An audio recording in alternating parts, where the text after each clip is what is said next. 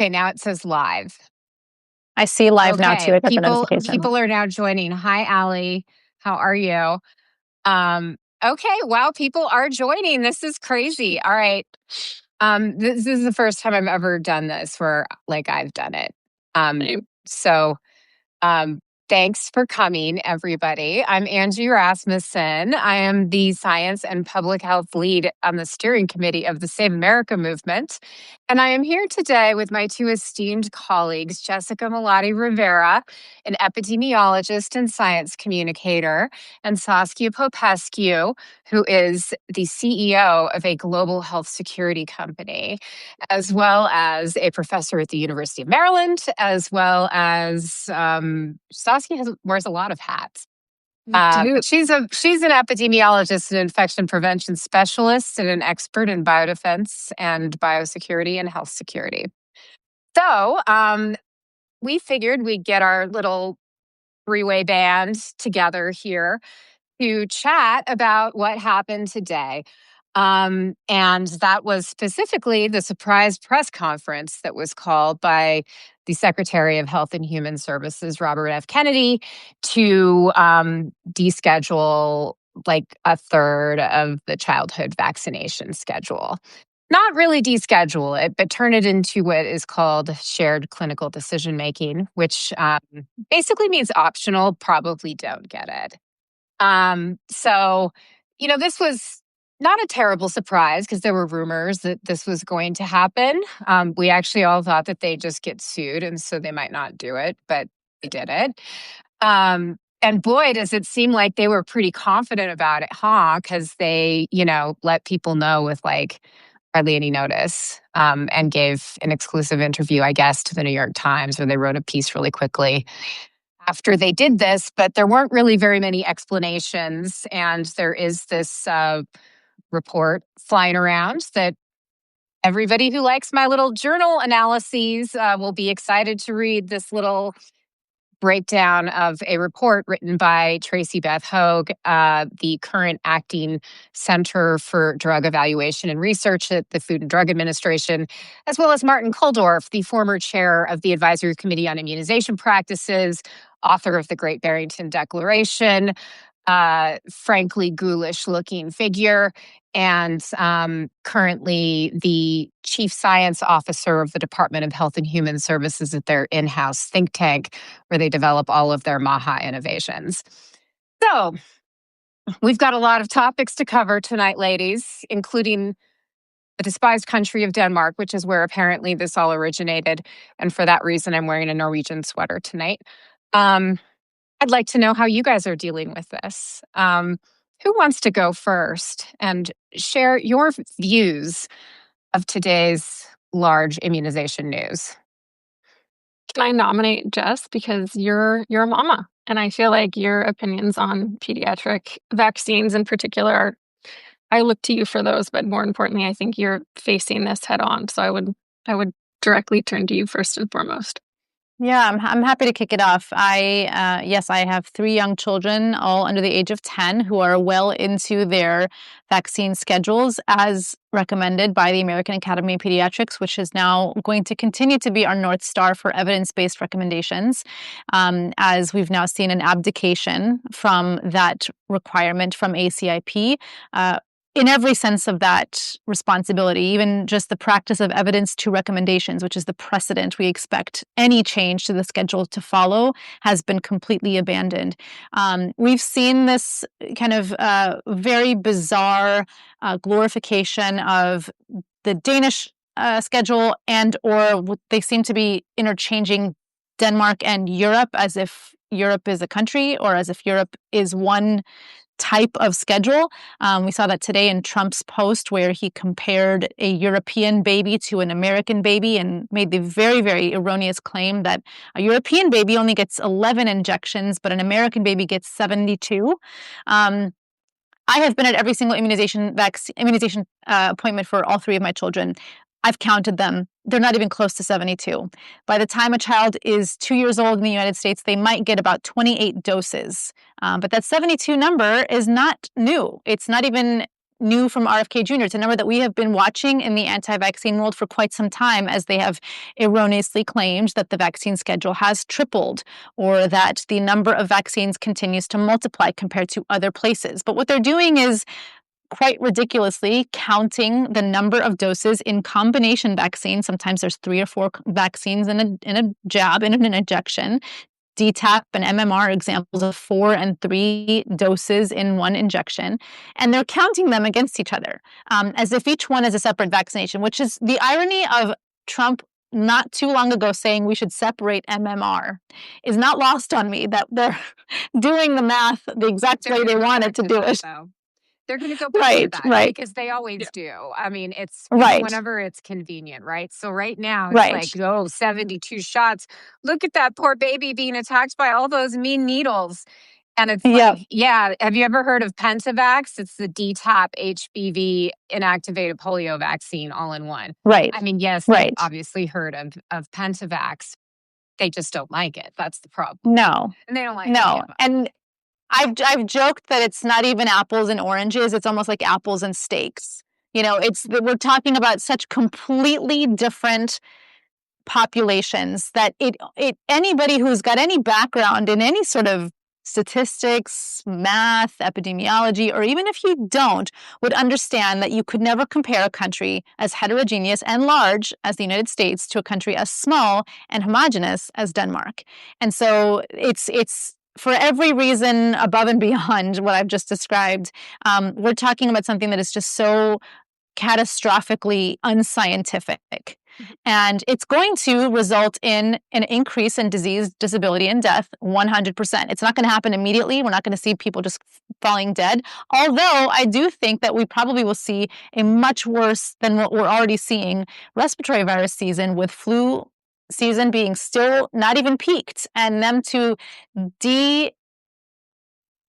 downgrade a recommendation for RSV monoclonal antibody, influenza, and COVID-19 in the middle of respiratory virus season tells me they do not care about protecting children in this country. No. And I don't think that those are actually going to matter that much in terms of this flu season, right? Because it's peaking right now. And sorry, my dog is like knocking into my tripod. So I don't think that that change schedule, if it even lasts. I mean, I'm not sure of the longevity of this situation or the legality of this situation, or if it's going to be one of those things he doesn't get away with, or what. But I don't think it's going to actually have that much of an impact on this respiratory virus season. I do think, though, that next year, I actually wonder if we're even going to have flu vaccines at all. I think that if they do institute this clinical trial rule, and I mean, I think this is another thing that people need to understand. The Kennedy and this whole Maha gang are not doing just like one thing. They're basically throwing the kitchen sink at the entire federal immunization program, and they're hoping that something sticks. So this is in addition to the descheduling mischief that they did today. In addition to that, Vinay Prasad, who is Tracy Beth Hoag's counterpart at FDA, except he's the country's top vaccine regulator, has said in this leaked memo that he's planning to overhaul basically the entire system that we use to select strains for flu. I don't even know if we're going to be able to do that. That will happen next month in Geneva. The U.S. has historically gone every year. Last year, CDC was allowed to attend at the very last minute, and the U.S. flu surveillance data was available to the global community for picking the strains for the Northern Hemisphere for the flu vaccine. I don't even know if they're going to be able to do that this year. I don't know if that U.S. data is going to be available. And you guys would both know better than me, since you're epidemiologists and I'm not. But 350 million people's worth of influenza surveillance data probably makes a big difference in terms of accurately predicting what strains are going to be circulating in North America in the upcoming flu season. So it's really, there are really multiple angles, I think. And I think you're absolutely right, Jess. I think that they don't care at all. And perhaps some of them even want this outcome. It certainly is a good way to introduce chaos into a society. And it's also a good way to say, well, we're just not paying for this because all of this is really about theft. Well, and let's not forget that Robert Malone at the last ACIP said that the last year's pediatric death toll, which was over 250 kids, was a modest number. So this really tells us everything. Yeah. It's actually now up in the 280s, I believe. I saw that. Yeah, so modest. Tell that to those parents, Robert Malone. I mean, these people do not care. And Robert Malone is actually a great example of this. I mean, that guy's making a fortune. Mm-hmm. You know, his Substack has nearly 400,000 subscribers, I think. And in 2022, I was interviewed by the New York Times in an article about him, profiling him. He got really mad at me about it.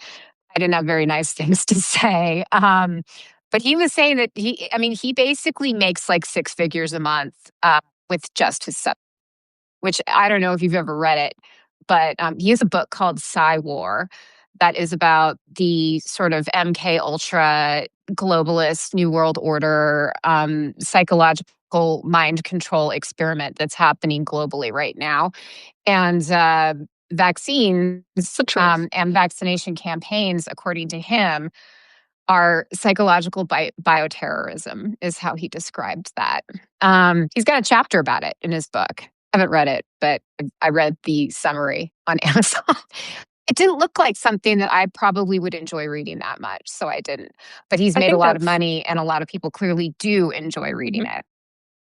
Well, and that's the sad part, monetizing fear, right? Because that's what we're consistently seeing. And I think what's so baffling to me is, especially, RFK Jr. talks a lot about distrust and that the CDC isn't trustworthy and scientists aren't trustworthy. But just to your point, the manipulation of the such blatant manipulation of really simple numbers is so dishonest. It's so distrustworthy that it's so baffling to me. And I think I was an infection preventionist for a long time, so I worked in pediatrics, and I just saw single cases can be devastating to communities, hospital, public health systems, et cetera. But now looking at it more from the global health security perspective, it's so concerning to me because not only are we seeing, just as we've all experienced, domestic and international health depletion of resources, research, of personnel, of investments. And I don't think people realize that this sets the stage for a really significant rolling wave that's only going to get bigger and bigger. And it really, really worries me. I'm in Australia right now, and it's summer. We're seeing a lot of flu. We should not be seeing a lot of flu, but we are. And I think, when I speak to people, I think they're quite surprised. But more recently, a physician friend of mine said here, what's going on in America? Because I'm having moms talk about not doing Hep B for their babies because they're seeing what's happening over in the States and they're questioning things. And it's those subtle shifts that really worry me because, and I think you both have heard me say this, but we talk about disease knows no borders. And that's technically true, but I actually really don't like that saying because some countries and some borders are more porous to that. They're more vulnerable to it. Yeah. The US, we think we're super tough when we were just going to sail through COVID and really kick its butt. We invest so much in biodefense and in public health. And then I think we can all safely say that we really struggled with something like COVID. And I don't think people realize COVID that kicked our asses. Are you kidding? I was trying to be nice about it, but yeah. I mean, but the realistic. So I see this also from the health side, and it scares me. It breaks my heart that so far away in Australia, where they have, a lot of the wonderful benefits of. Jess, you mentioned Denmark earlier, I think on Instagram, Denmark's healthcare and gun control, very similar to what we've got here in Australia. And it's bleeding into that. It's causing fear and concern, and it shouldn't. And I that's what really sets the tone for it's not just a domestic issue. It becomes an international issue. And that's not even the security side of things. Well, and even just how sinister this idea that it's now shared clinical decision-making. Let's be very clear. Parents have always had the right to refuse any vaccine at any time. No child has ever forcibly been vaccinated. Now, sure, there are requirements as they enroll in things like school, but it is always a shared clinical decision. It is always informed consent. It is always the person's bodily autonomy that makes that choice.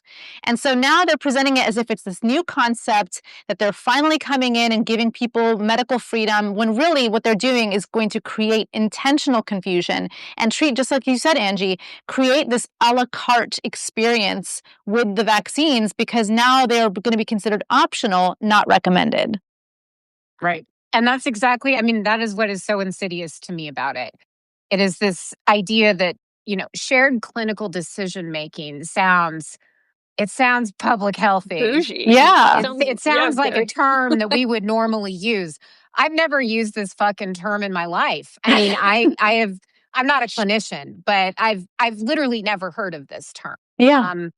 And maybe it is a clinical thing, but I do know about informed consent. I've done studies on samples from human patients, from human participants.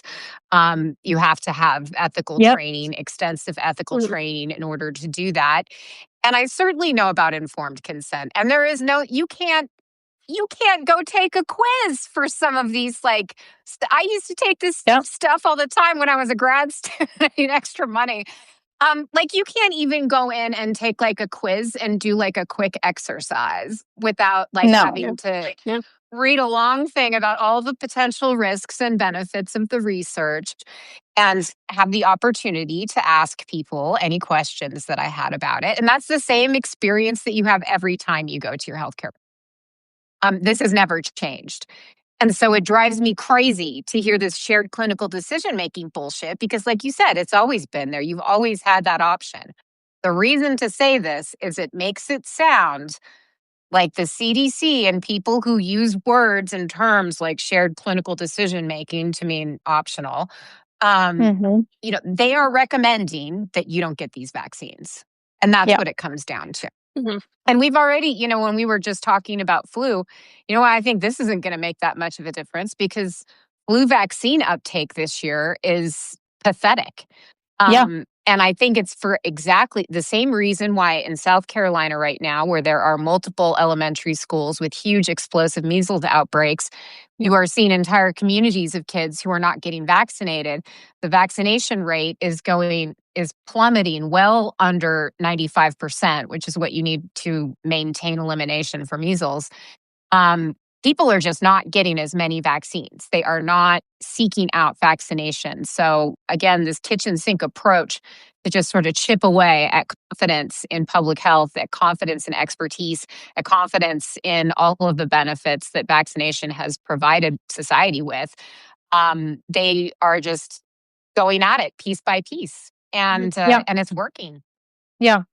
I mean, and I think too, I don't, for those of us who've been following the war on the vaccine schedule for a while, none of us are surprised by this, even though we knew that RFK Jr. was lying during his swearing in, where he said, I believe in the schedule. I'm not going to change the schedule.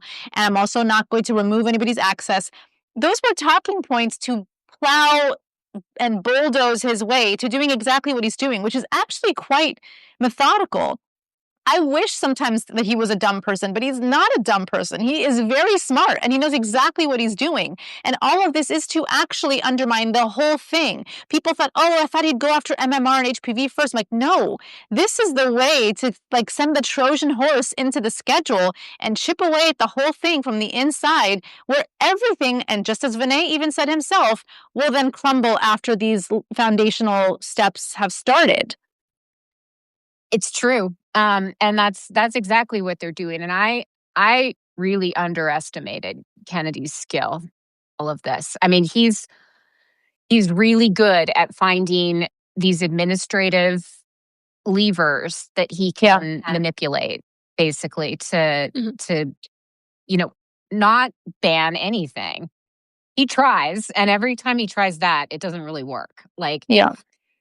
When they said no COVID vaccines for anybody who's not old, that didn't stick.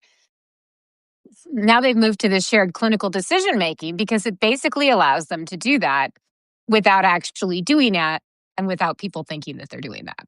Yeah. I just want to add, because I saw someone had a great comment in here. I think it was Annie had a great comment about the hospital component to this. So I unfortunately worked a couple of measles outbreaks when I was in healthcare, and a single case can be so time consuming, especially in pediatrics, because you have to check all of it. We look an hour before that person is there and 2 hours after, because measles is so infectious. Yep. And just having to go through every single person in that space to see their vaccine status, to see if they're not fully vaccinated and they're immunocompromised, what that looks like. But I don't think people realize we are going to see significant stressors, not just on the public health systems, because we've depleted funding and support for them, but hospitals. Yeah. And this is going to mean you will not have access to those resources, to those medical resources, even if you're not going to them for an infectious disease. The hospitals will have to turn patients away because they're at overfill. Yeah.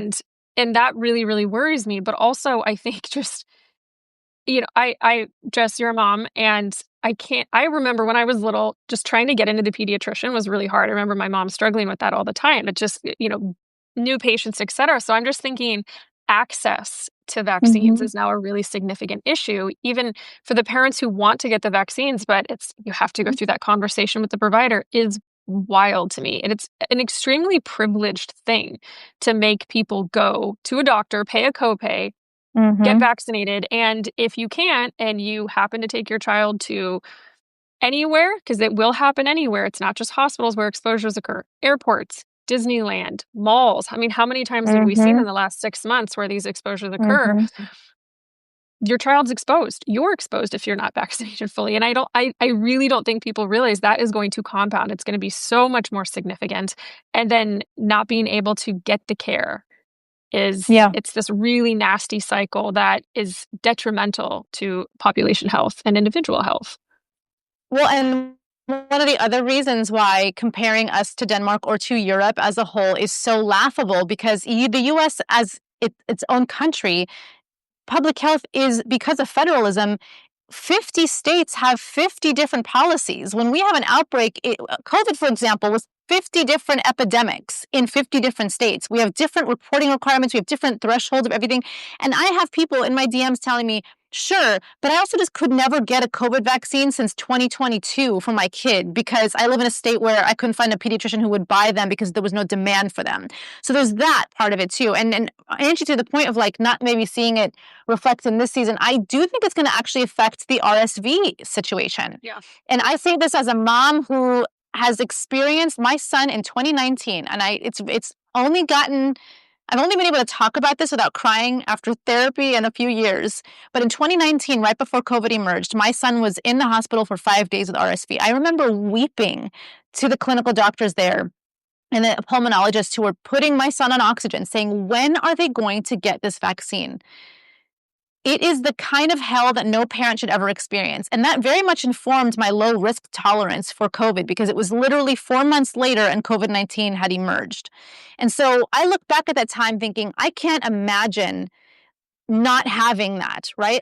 And I experienced that. And to then say that it's now for only high risk, when we know based on years of data that high risk is every child who is 2 and younger, not just 8 months and younger. And so and this was again a Tracy Beth Hogue move, right? She made a completely false statement about a signal related to, I think she said, seizures, with no evidence to back it up.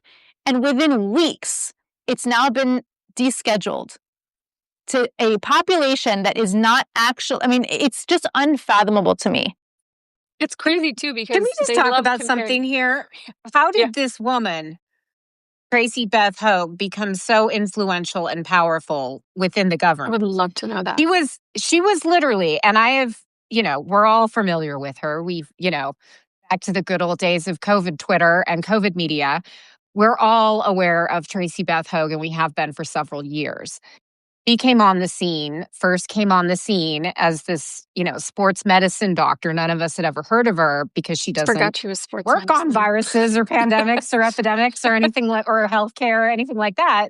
I mean, she works on sports medicine is her branch of healthcare. But she doesn't work on infectious disease, and she didn't have any relevant qualifications. And she comes out with this preprint that says that COVID vaccines cause myocarditis in young adolescent boys. And then she starts she gets in on this kind of contrarian podcasting circuit in which she's talking to people who are like, well, we like COVID vaccines and we like vaccination, but we don't know about these mRNA vaccines because they haven't gone through my kind of clinical trial or whatever, even though they did go through a placebo-controlled randomized clinical trial. A huge one. But a huge one. And they've continued to go through constant monitoring studies that show the same thing for years now. They don't prevent COVID in terms of preventing SARS coronavirus 2 infection. They do reduce disease severity, just like flu shots do. Different vaccine technology, same general principle. Respiratory vaccines don't work very well because it's very difficult to get sterilizing immunity across the mucosal surface of your respiratory tract. So that's why the vaccines don't work very well. It's not because they're mRNA or inactivated or whatever, probably because they're inactivated, but it's also because of the inherent properties of the respiratory. And because of this, Tracy Beth Hogue has made the argument, as well as all of her merry band of the urgency of normal. They started making a case that vaccines were bad, that lockdowns and school closures and all the stuff that these guys also hate were bad. And then we just need to open everything back up, and kids are not at risk of anything from COVID at all, and just let them go back to school. And, I guess Great Barrington Declaration stuff, old people will stay at home indefinitely, but the kids will go back to school. Everybody will get COVID, natural immunity, so much better. Yay. Like no vaccines. But we did get our first 2 doses. That's what they all say. They all got their first 2 doses, and then they've never gotten anything since because COVID's not a big deal. And it's just like, it's funny to me because Tracy Beth Hogue for the last 4 years has been out here making up myocarditis cases and basically just trying to split the salami ever thinner in VAERS. And she's, just cooking up now she's graduated to finding, dead kids. But she spent a long time fishing around in VAERS, this database at the CDC that records vaccine adverse events, but is not verifiable. There's a lot of stuff in there that's probably not correct. So she's been digging around in there. She's been finding myocarditis cases in there for ages. And now she's just turned it into this thing where she's taken over the FDA. It's very bizarre to me how this person who has literally no relevant professional qualifications, no experience other than a PhD in epidemiology, but she studied eye disease in rural Denmark. And we'll get to Denmark in a second. But, her entire experience seems to be doing podcasts, basically, and putting out these preprints and doing a bunch of media about it that say the vaccines are bad. I can't tell that she started ever from a place of good faith. I don't think that initially, at any point, Tracy Beth Hogue was genuinely concerned about adolescent boys getting myocarditis from COVID vaccines because the data is quite clear. Yes, it is a known side effect, and yes, it can happen, but it's usually actually transient and pretty mild. And it's nothing compared to the risk of myocarditis virus-induced from getting fucking COVID. Guess what? You know what my specialty is? Viral pathogenesis, the process by which viruses cause disease. I am telling you right now that if you have a bunch of neutralizing antibodies and you still get infected, even if they're not perfect, you are going to be way less likely to get myocarditis from that infection because guess what? It's probably not going to spread to your heart. And guess what? The infection is going to be contained by your immune system, so you're not going to have an uncontrolled inflammatory response as a result of it. So the moral of the story here is that Tracy Beth Hogue has been misrepresenting the data, believe intentionally, either that or she's not competent. Those are the only 2 options. And somehow she has used this to climb to this position where she is literally whispering in Robert F. Kennedy Jr.'s ear, telling him to make America more like Denmark, at least in terms of our immunization schedule. Sorry, European country. I don't know how that happened. And I feel like more Americans should know about this because I feel like if most people took a good gander at Tracy Beth Pogue and her career accomplishments and what she's done in her role in the government so far, I don't think a lot of people would be very happy with her job performance. No. I'm always curious too, like, okay, then what do you recommend? Because I saw this so much by non-experts, especially during COVID. Anti-vaccine, anti-mask, anti-everything. What do you recommend then? Give me an answer. Because some of us have worked in the public health front lines and the scientists front lines, and having been in healthcare for the first 8 months of the pandemic and in public health response, like, that's a really nice concept to be just negative about anything, but that doesn't translate to shit. So well, and that's something. And that's where you see, like, it actually is a bunch of smoke and mirrors, because you'll hear the claims of, well, I would rather have a natural infection-based immunity. And so, like, so just letting it rip in the population and seeing who the fittest might be to survive. Or that every fallacy kind of comes through the appeal to nature fallacy. So I want things to be more clean, organic, chemical-free. And they're going to use all of these tropes to justify a abdication from, like, or a deviation from the evidence, because they want to make it sound like they're doing something better. I mean, look at every single win that Maha has claimed. It is all a joke, right? They're replacing sugar with cane sugar. It's sugar, right? They're removing food dyes. It's not going to do anything, right? They're trying to be anti-seed oil but pro-beef tallow, and also double frying things in the same seed oil. It all kind of breaks down when you actually see what are you recommending? They don't actually have an actual recommendation beyond the fact that they just don't want that. And it's really interesting when that is just kind of villainized as big pharma, pharmaceutical companies in general. And then you really look at the numbers, and that's where the math gets really scary for them. You're talking about a wellness industry that is Goliath compared to the pharmaceutical industry. We're talking multiple trillions of dollars, larger than all of the pharmaceutical innovation and profits could ever be in 1 year. And it's completely unregulated.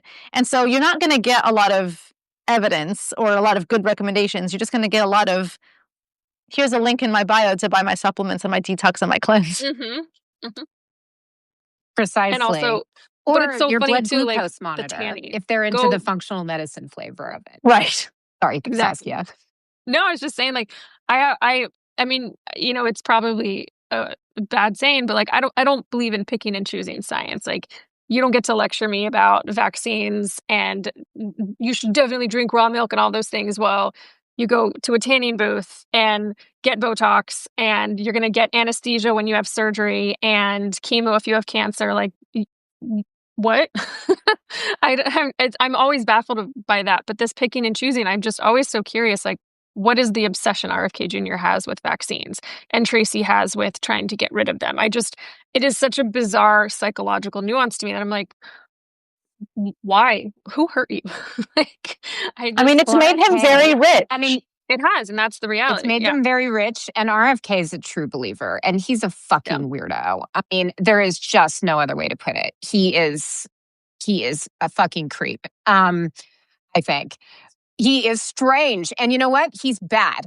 Obviously, he's bad for all of this stuff. But I mean, when you were talking just a moment ago about it's almost like human experimentation, where survival of the fittest.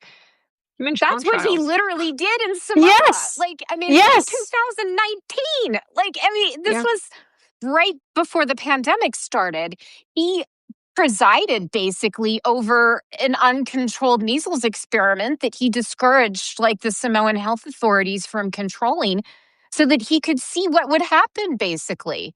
He was trying to prove that measles, like, isn't that bad. And 83 people died, most of them children under the age of 5. I mean, it's just crazy to me. Yeah. That isn't like the first thing that people are talking about this man. Yeah. I mean, many other things too. He's almost like Trump in that he's bulletproof. Like he can literally cut the head off of a roadkill bear. And like, it's people are like, and it not be an issue. There he goes with his falcon. Like, I mean, it's just guy. It's nuts. Like, but he is, he is crazy. Yeah. And I think he's a psychopath. And I think that Yeah. he is going to be responsible. And I said this from day one. I mean, I wrote this in a foreign policy article on January 30th. Like that, he basically was going to have a body count.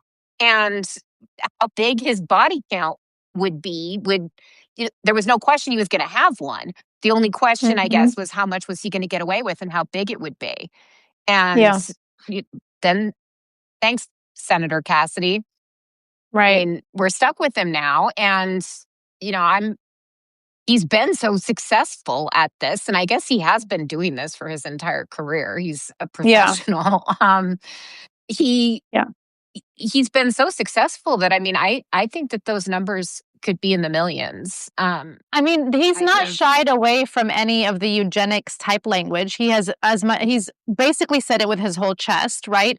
And they've all gotten away with a lack of necessary precision in their language. They don't even have to say correct statistics. They can just make it up.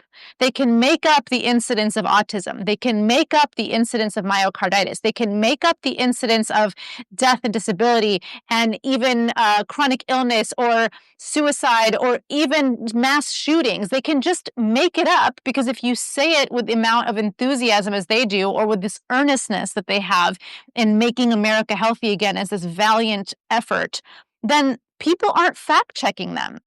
And that's why you can get away with, in an ACIP meeting, cartoons that have a baby with needles facing it, and it somehow not be fact-checked to say, actually, that's not a correct representation of any vaccine schedule or any total number of doses given to any child anywhere on this planet.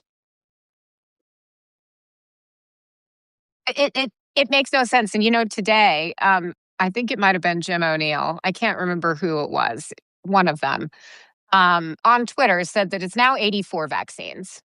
So they added 12. Wow. Since when? Yeah. Maybe they're adding all the COVID boosters. Are they adding all the COVID boosters? It must be all the COVID That must boosters. be. Or maybe they're just saying, "Oh, kids have grown, so they've had a flu shot every year." I have no idea. But they added 12. But let's separate MMR because Trump said so. So make it 87.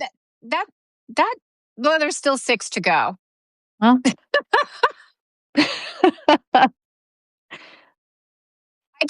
I honestly can't believe how stupid some of this is, though. Did you imagine in 2020 that in 2026, dawn of the second half of the 2020s, we'd all be sitting around on some platform called fucking Substack, talking about how Robert F. Kennedy Jr. just transformed the U.S. childhood vaccination schedule into Denmark's and is going to kill people because he's a eugenicist crazy person and he's in charge of HHS. Did not have that on my any year bingo card. You both know. Well, and this is what people are like. Yeah, it's going to bring us all together. People are going to get it. We're all going to be unified and taking care of each other in public health. I'm so optimistic. He's not operating alone, too. Right. I think people have to recognize the fact that Trump is kind of going back to his OG biases. It was not even 20 years ago when Trump said, I don't know what they put in those flu vaccines. I don't want them putting those chemicals in my bodies. The other day, he says he takes 3 times the recommended dose of baby aspirin required for keeping his heart healthy. This is a man who has been deeply anti-science for a very long time. He both wanted the Nobel Prize for the mRNA vaccine and also then defunded the entire funding system for it. So we're going, this is actually at its core, the MAGA Maha Venn diagram is a perfect circle. Mm-hmm. And if you had asked me in 2019, I probably would have been maybe not. But as soon as Trump v1 happened, regardless of Operation Warp Speed, which was the best thing he ever did, there was still a reminder for those of us who remembered that at his core, this man is deeply anti-science. And whatever deep and dirty deal that he did with RFK Jr. to make it so that he would get him in his power to run out of the thing, run out of the race, is so deep and dirty that they will never turn on each other. I felt for a moment, maybe we could get some momentum in calling RFK Jr. to be called back, or Bill Cassidy growing a spine. There's no way. Once Trump started tweeting the anti-Tylenol thing, which is, perfect. Courtney's even mentioning it right now. That was it. The plot was thickened to no return. But don't forget, Trump got vaccinated for COVID this year. For everything. For everything, every year. Yeah, he got vaccinated for everything, and he always has. Trump, I slightly disagree with you, Jess. And can you still hear me? I just realized my phone was about to die, so I just had Yeah, we can hear you. Microphone thing. Okay. Yeah, so I don't totally agree with you that it's a complete perfect circle in Maha and MAGA. I think that the reason that Kennedy, I agree with you, is probably something gross and dirty and whatever. But I think a lot of it too was that the Maha base includes a lot of people who don't love Trump, even though they are on Team MAGA. They could give a fuck about Venezuela. They could care less about Ukraine. They could care less about global security. They could care less about anything foreign, really. They just want to, they just want to be healthy. They just want to live the Maha lifestyle and live healthy lives on their farm or whatever. But obviously that's not necessarily the same group as MAGA either. They're fine, I think, being anti-vax, but they do care about Venezuela, and they may not care as much about vaccines, or they may. I mean, there are MAGA people who might be a little Maha curious, but they're just not into it, and they don't care. They don't really care about making America healthy again. They don't really care about health, except for Medicare. Their own insurance and their own health, but they don't really give a shit about any of that other stuff. And I think that those separate parts, I don't know, I think about that a lot because I feel like there's a lot of. You think it'll break them up? But I don't know if it'll break them up, but I think about ways to make all kinds of trouble. So I think about that a lot. I want to believe that. I just feel like even if it's not a perfect circle of complete alignment on values, whatever they've done is create a handshake that is empowering both of them to stay completely intact. And that's where I think it's really, really, really dirty, because you're seeing people who have walked away from years and years of believing in global vaccines, for example, right? We were going on Capitol Hill talking to senators and representatives about supporting global vaccines because it's a global health security. A consistently purple issue with bipartisan support for years, saying that losing soft diplomacy is going to weaken global health security, that when we gut USAID, we create public health emergencies for no reason. And we had these people to our face telling them, that's not our problem anymore. So they're walking away from previously held positions as Republicans that have never, ever walked away from vaccine support and global health security, because whatever deal that they did is enough to make them have this cognitive dissonance. It is wild how captured Congress is. The National Childhood Vaccine Injury Act, which is how the VICP, the Vaccine Injury Compensation Program, vaccine court came about, was due to vaccine shortages due to side effects from the DPT vaccine, and specifically the pertussis component, which is why now it's DTaP. The acellular pertussis component is less reactogenic than the pertussis one was. But in any case, so there was, there were a lot of lawsuits against manufacturers because of this vaccine and its safety record. And so Congress got together and passed this law to basically make it so that people couldn't sue vaccine manufacturers as another opportunity through the VICP to get compensation for vaccine injuries. So the vaccine manufacturers keep making vaccines and stay in business. People still get vaccines, but people who do have vaccine injuries get fairly compensated for it. So that was a totally bipartisan effort. It was done because people on both sides of the aisle recognized that it was absolutely critical to have population-wide diphtheria, tetanus, and pertussis vaccination. And boy, you know what? It still is. So I'm glad that didn't get descheduled today, because there's several pertussis outbreaks going on right now across several states as well in the U.S. So, And the way can I pertussis add kills babies, guys. to that? Yeah. Honestly, Angie, I don't think people realize too, with pertussis, protocols in healthcare were if you had clinicians, even if it was a mild exposure, they had to get a Z-Pack. I don't know about you. I don't like antibiotics if I don't absolutely need them prophylactically. And azithromycin can be a little tough on the system sometimes. So little things like that have really significant far-reaching potential complications. I think about antimicrobial resistance even. And it's just these are the kinds of things we're going to be looking at. And more importantly, if we lose our measles elimination status, but also just we start seeing all of these outbreaks occurring domestically, it's going to cause, keep in mind too, I just want to throw this out there. We're no longer a part of the WHO, the World Health Organization. We lost a massive resource in surveillance, which means we know what's coming.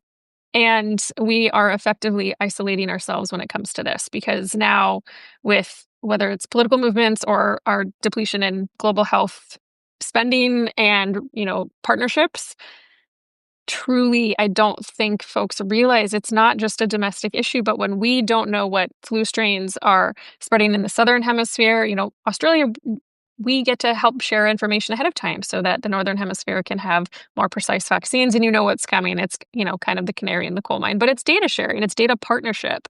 And we don't even have that. So we're flying blind, but now we've effectively gotten rid of all of the wings and the propellers. And we're just well, we're going to find out what happens. We're just and falling. I think that is wild to me, because it's not just then you're giving people the choice, but you're not even giving them the information to make an informed decision. And that is taking away, in my opinion, someone's capabilities and their personal autonomy. Absolutely. So yeah, I mean, our CDC colleagues, we all know them. I'm sure there are some on the call right now, cannot even talk to people at WHO. That is wild to me. So it's, and this obsession with Denmark, I find so weird and so fascinating, because it's also kind of Denmark had higher rates of hospitalizations for RSV and rotavirus. So maybe they know that if they actually use surveillance data and we talk to our international colleagues and shared information, but maybe that's just the global health. Guess you know what Denmark has a higher prevalence of for their population size? All those vaccines that they don't get. All those diseases. Exactly. They have a smaller population, so the overall number is smaller. Percentage-wise, a lot of them are their prevalence because they don't vaccinate as much. Now, it's fine because they've reviewed their own evidence about the Danish people and about their own healthcare system, and they have, identified at what point for their population the benefits exceed the risks. But, that's going to be way different for a country like Denmark, where everybody, again, is it's like a nation of Angies, except I am Norwegian and not Danish. And I mean, everybody there is a white Scandinavian person. The U.S. is obviously not majority white Scandinavian people. Maybe in every Minnesota. Country has its own risk index for everything. That's how our vaccine profiles are put together. But also, as the data person, different viruses. Right. I mean, I keep thinking about all the times we wished we had better data systems during the COVID-19 pandemic, right? Denmark has one of the best data systems. Nobody falls through the cracks there. There is no status that is unknown, right? So you're talking about a level of knowledge, deep health knowledge for the entire population that is a dream for the United States. It couldn't even be possible in our lifetime unless every single thing changed about the fact that we have 50 different systems for data and reporting. The CDC has never been able to compel a state to do anything a certain way because it's not an enforcing agency. And even more so now, when they're walking away from so many of the things we wish that they were doing, there's no way that we could ever see every person represented correctly and up to date with any of their virus and disease status. No, and you know what they would do with that data at this point? They'd give it all to Palantir. Sure they would. I'm sure they would. Please do Not not improve your data systems until after all of this shit's over. No, I think Americans should also be aware of that. That the government has signed billions of dollars in contracts with tech companies that are essentially harvesting all of your data. I mean, it started with the Doge stuff, but now, Palantir has a large contract with the Department of HHS. They also have contracts with other departments, like, say, ICE. And boy, do I not want them to start merging all those different data sets. Which is why in October, when they started riffing people during the government shutdown, I was very concerned to learn that the entire ethics department that oversees Palantir's interaction with the CDC's division that handles all of their data, that they were riffed. Now, so they've been brought back. It's like those rifts didn't take, but I don't know how many of them have been brought back, because every time there's a rift, there are people who are supposed to be brought back that are inevitably not brought back. Yep. So I don't know what kind of ethical oversight there is, but guys, like, that's all of our personal health data. Yeah. That could not be more personal. And boy, do I not want that linked up with, say, my tax data. No. Or security and law enforcement data, other types of surveillance data that may be out there that I may not even know exist. No thanks. Like, I don't want all of my private health information going out that way. But I would like healthcare for all. I would like healthcare for all and perhaps gun reform, because if we actually want to see what has direct outcomes on people's health and longevity and thriving in Europe as a monolith, they've figured out healthcare and they've figured out gun reform. Well, I'm with Saskia on finding it fascinating, because I just find it fascinating that technically Denmark has a socialist government. Exactly. And socialized medicine. And they're very small, and they're European. And I don't know how much experience you guys have with, like, Scandinavian people, or like Scandinavian culture, because I'm not actually Scandinavian, I'm American. But, it's kind of cold.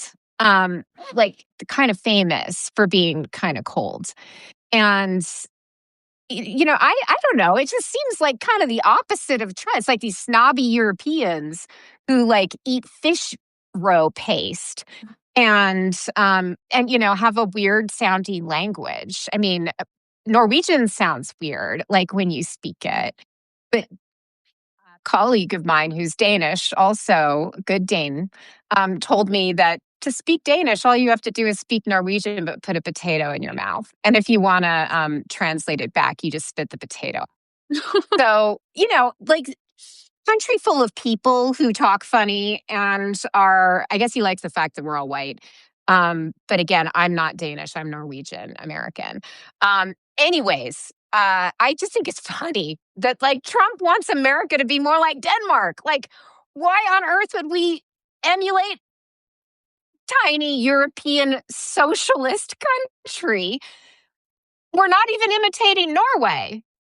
We have oil. Like, why isn't he going after Norway? Oh, right. Probably because he can't.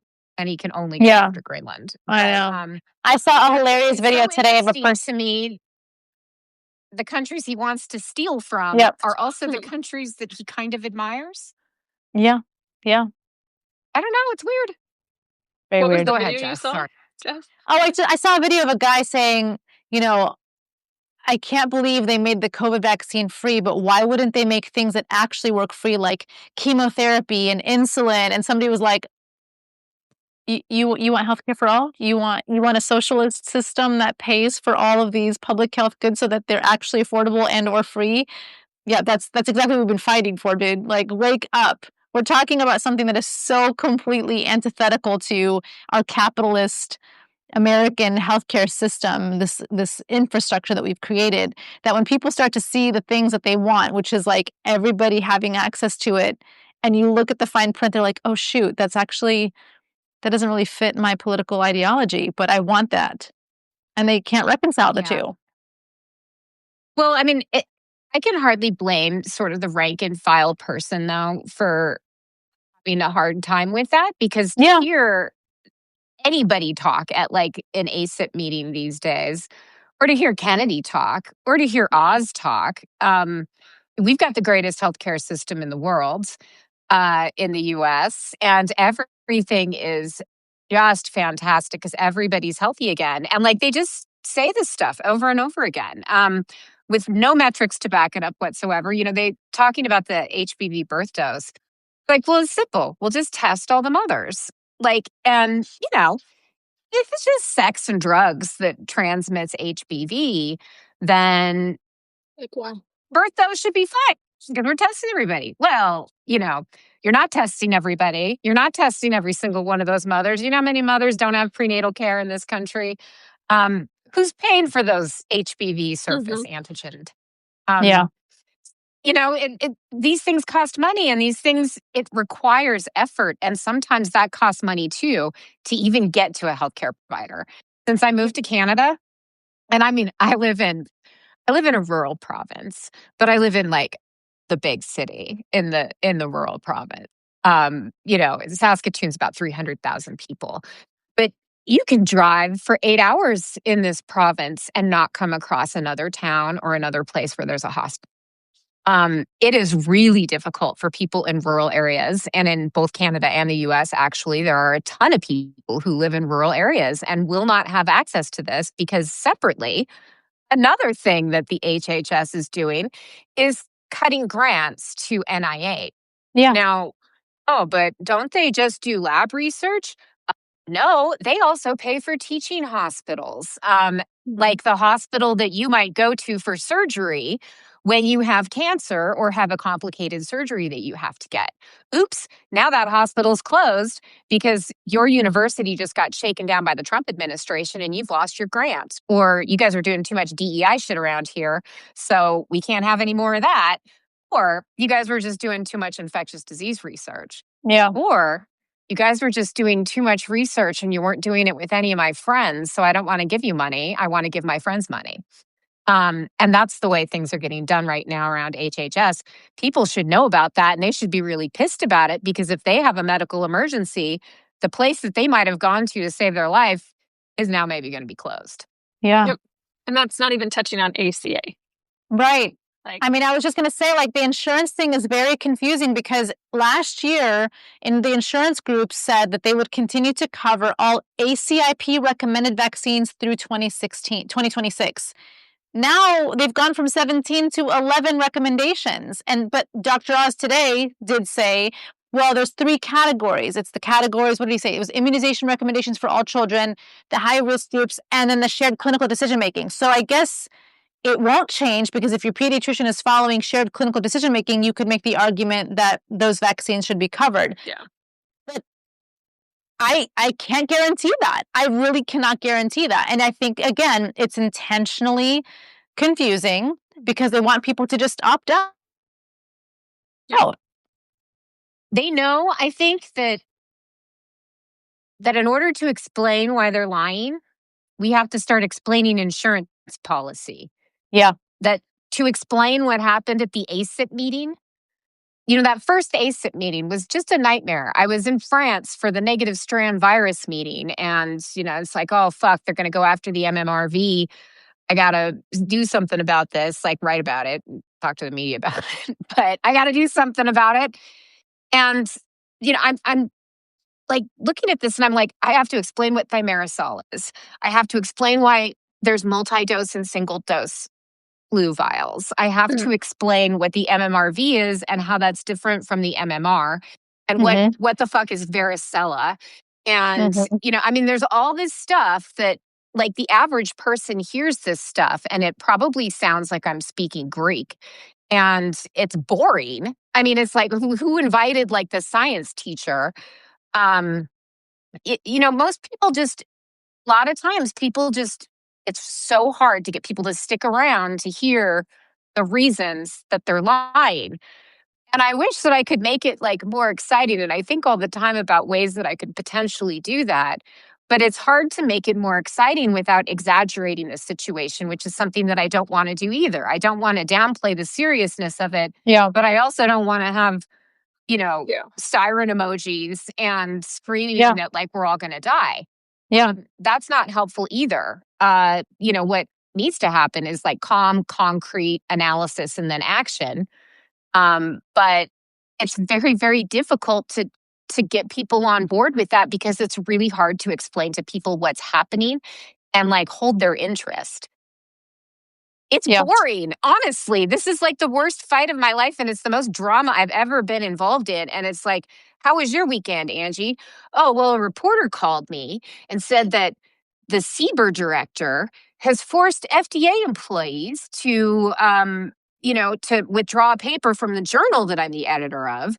And now I got to have like a special meeting to figure out what we're going to do with this because it's not really against the rules, but like it's pretty messed up that a federal official is interviewing with the peer review process of a paper that shows that vaccines work.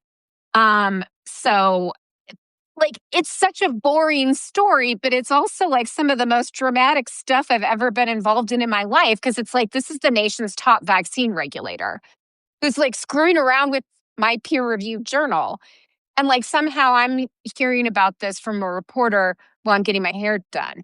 Like it's all really boring, but it's all like, oh my God, you're never going to believe what happened to me today. And I feel like that's every single day.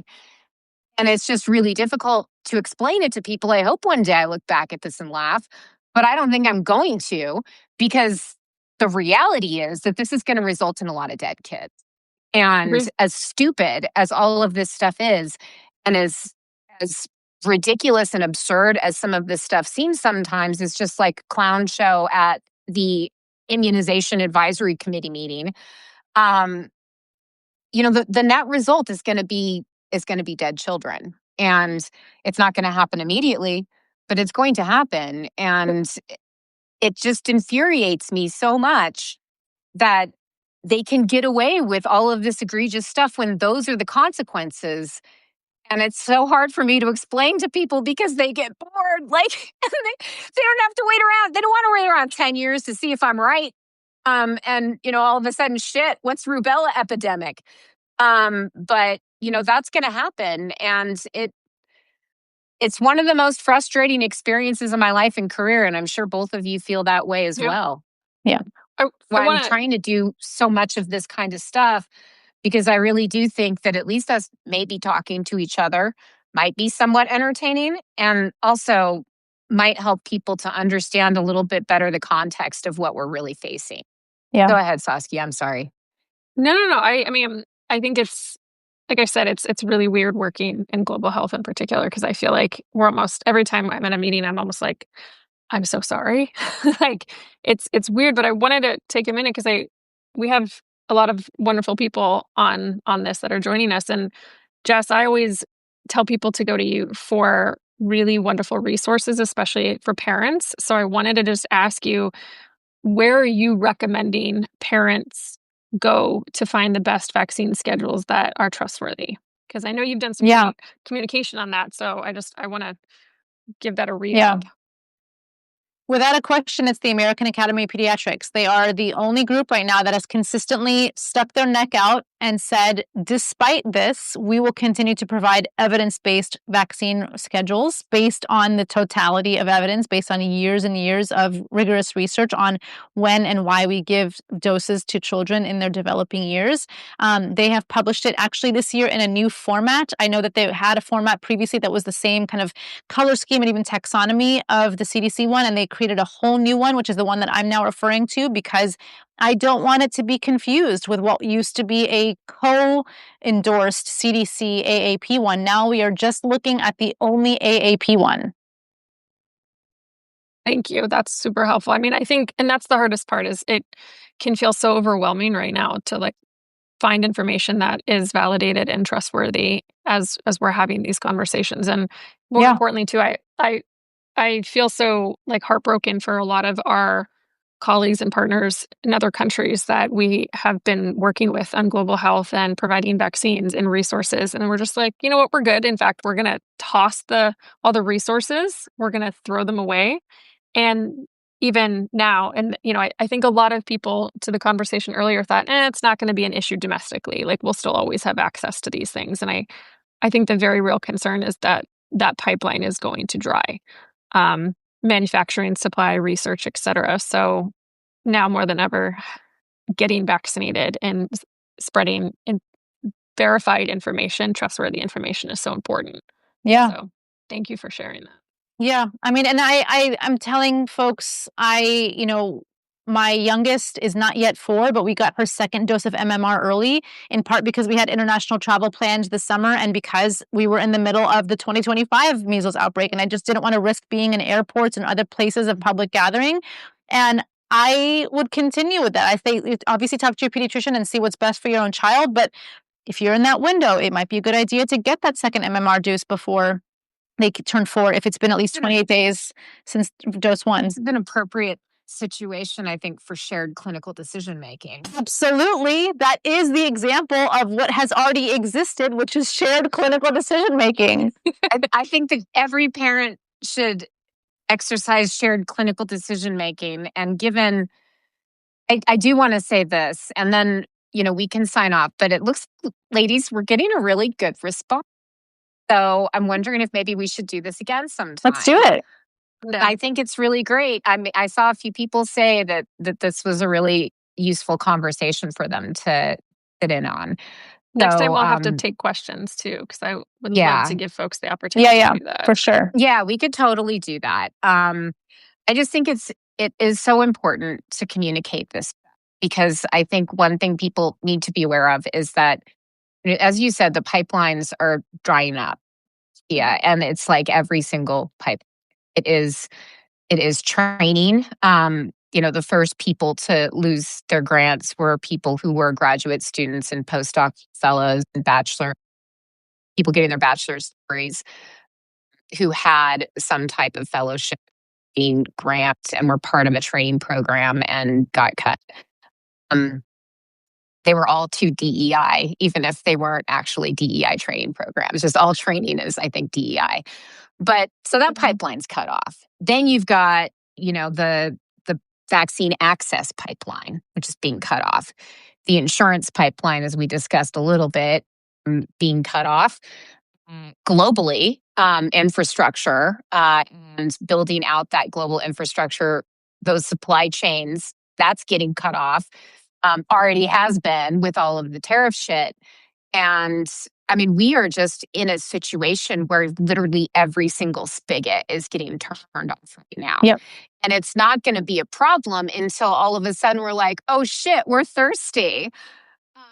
Or I got to go to the bathroom. Why isn't the toilet flushing? Kind of situation, except like the toilet's never going to flush again if this happened. Not in our lifetimes anyways. And the damage that has been done in such a short time, just a year, is going to take decades probably to rebuild what we've lost already. I'll die before, we'll die before it's done. Whatever's coming next, I mean, people need to be aware that there is a possibility that some of these vaccines may not be available at all. We may not make them. Manufacturers may not make them. They might not sell them in the U.S. market. You would be forced to go to a foreign country to get them if you could. If the manufacturers decide that they are actually going to start manufacturing for what's called a private market rather than a country buying a bunch of doses from them, you will not have access to some of those vaccines. So back to the shared clinical decision making, if you have young kids and they're almost due for one of their shots, go talk to their pediatrician about it. I talked to my brother about my 6-year-old niece, who is too young to get her first dose of the HPV vaccine. But you know what? It's a virus-like particle. It's not infectious. I defer to her pediatrician, obviously. But I told my brother and my sister-in-law that, it's probably worth a conversation with the pediatrician. Even one dose of many of these vaccines may not provide complete protection, but it will provide some protection. One dose of the MMR is good to get you through a measles outbreak. Mm-hmm. So, I think if for parents out there, like seriously consider talking to your kid's healthcare provider to just see if there's anything that they could get maybe ahead of schedule that would make sure that they can get it at all. Yeah. Yep. Great way to end. And hopefully folks will tune in if they didn't get to watch the whole thing and join us next time. Yeah, let's definitely solicit questions and make it a regular thing. I'm gonna put a whole Substack thing up about it, and I'll, do my usual thing, and you guys can ignore it if it's too long. It usually is. But we'll do this again. This was a lot of fun. Thanks so much. All right. Angie. Thanks, Angie. Thanks, Saskia. You make the bad day bearable. Same. Good to see you. Oh, yeah. And you guys can go. I'm Angie Rasmussen with the Save America movement. And these are my wonderful colleagues, Jessica Malaty Rivera and Saskia Popescu. We're going to do this again very, very soon. Let us know what you liked and what you didn't. And check out my forthcoming Substack, which will probably come out in the middle of the night because I never. Good night, everybody. Bye. Get vaccinated. Get your flu shot if you haven't already. Yes, it's not too late. Bye. Bye, guys.